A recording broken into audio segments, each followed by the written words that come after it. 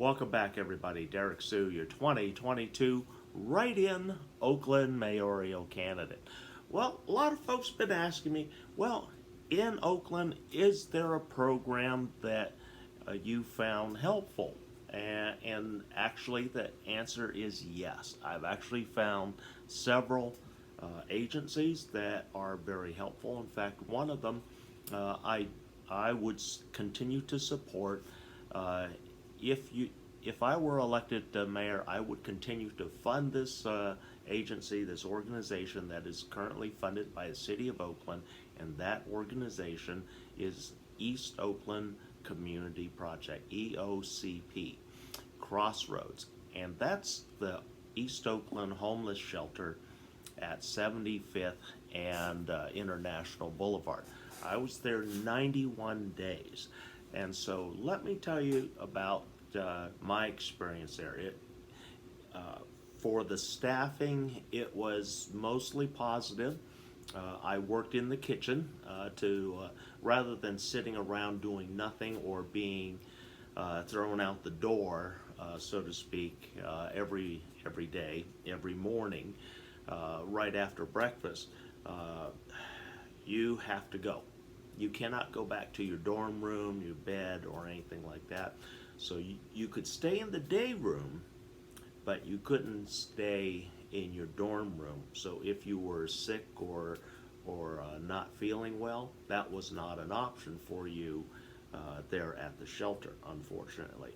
Some of the things that they did do right is a triage, because just a couple of videos back I talked about triaging the homeless, and this is one program that actually did that. They triaged me, and so they knew that I was going to be easier to get into housing because I already had some documentation and a voucher for money for $700 a month, and so it was just a matter of time to fit me with what they would deem a landlord, and moving me from the shelter there at 75th and International to housing, affordable housing, hopefully at that time. But and it did work. The first 60 days, there was a lot of work, evaluations. They did the triaging all within 45 to 60 days. It was all completed. Plus, they saw that I was working consistently in the shelter kitchen with the head cook there. I worked specifically breakfast and lunch. And then there was a time when I also worked a lot of the evening dinner shift too. So I was a constant sight there for not 90 days, but pretty close to that during my tenure there, I should say. But it was a scary situation. EOCP, I had a lot of incentive to get out of there. Number one, I had dogs. I had 2 dogs at the time, and they were in my car parked outside the shelter. And so that was one of my incentives to get into housing very quickly as possible. And then also the constant theft, and people say that there's no drug dealing and alcohol consumption or anything like that at the shelter. Well, that's a lie. I can tell you that is a lie. It does happen. We had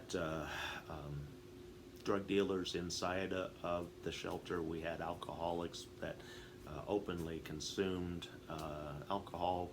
We even had a drug overdose in the final days that I was at that shelter.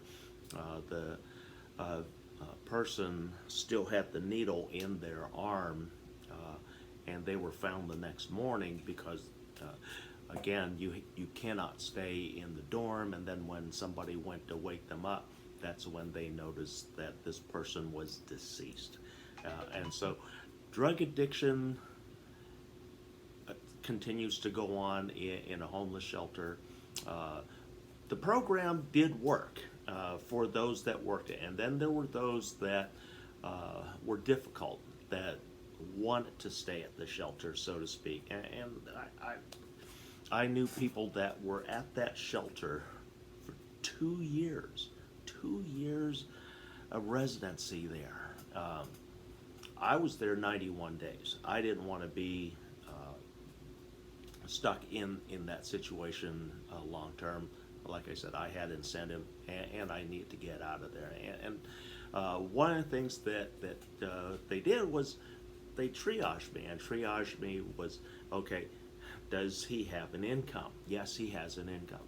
Okay, does he need any kind of services? Does he have ID? Does he have Social Security? So all of those things on the checkoff list were checked off. So placing me was much easier than placing many others, because there's a laundry list of things that have to be done and considered. Income is an important factor, and I had that. I had a $700 voucher, and that was from the domestic violence issue that put me in that shelter. And so that was my money moving forward. And so they triaged me with that. They could see that I was neat and clean. My area in the dorm room was always neat. My bed was made.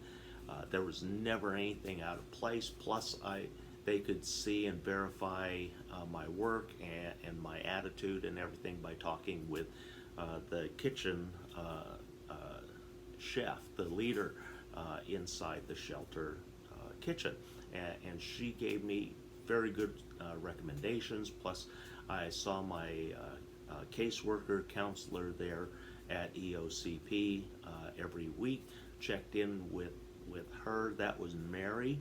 And I love you, Mary. You did your job, and you did a great job of getting me into housing. It was just that, unfortunately, some of those housing options that the city has are not the best. And unfortunately, I ended up with a slumlord here in the city of Oakland, a highly recognizable one. She's been in the news a lot as a slumlord and paying bribes to city officials, and that's Elizabeth Williams. And so I would hope somebody starts taking action against her to remove her as a landlord here in Oakland, because she has 600 units, 600, and she's paying bribes. So a lot of these units that she has are landmines just waiting to explode and kill people. And so all of those properties need to be inspected. Those building inspectors that were on the take, both of them were apprehended, and they're seeing time in prison. And so things are moving, and anyway, that's the triage. And the triaging is important at making sure that we don't put people who aren't without the financial backing, their own finances, or assistance in financing, or grants for housing. And so there's a lot of different things that those agencies can do as part of that triage process. Number one, like I said, once you come in from being homeless and living on the street, what are those immediate needs? And then addressing those needs, having the proper identification, the Social Security cards, ID cards, green cards, whatever it needs, so that we can move you to the next step. And then the next step, how is your living space? Are you able to cook for yourself? Are you able to maintain payment of your bills and just basic day-to-day functions? And so once all those boxes are checked and said, yes, this person is ready to move on to a permanent, affordable housing. And that's the program that I've backed with my PATH plan. And everybody who's been part of my PATH plan and is now in affordable permanent housing. The only complaint about the program that I still haven't been able to get a complete hold of is the loneliness factor, because not everybody wants to go to the same environment, we'll say. But we need to create environments where cohorts who choose to stay together can stay together if they elect to. And these are the things that come up in the triaging and the locating of housing for each individual comes into play, and is a very manageable type of situation. And we're seeing the housing market right now change, and we're seeing a lot of increase in vacancies for rentals, as well as homes that are now coming on, that are flooding onto the market. And one of the last things that I wanted to say here, just 2 days ago, I was looking at some statistics. Home pricing is down by 44% in Oakland. 44% in Oakland right now, because of the flood of listings that have come onto the market, and the inaction plus the high cost of loans and mortgages, and then now a lot of people saying, you know, I can't afford that home anymore. $4,000 a month, $5,000 a month, $10,000 a month. No, I can't afford that. As when I had my home, my next door neighbor had a $10,000 a month mortgage on a home 10 feet away from me, the width of my driveway. And the only difference was that they purchased their home as a new buyer.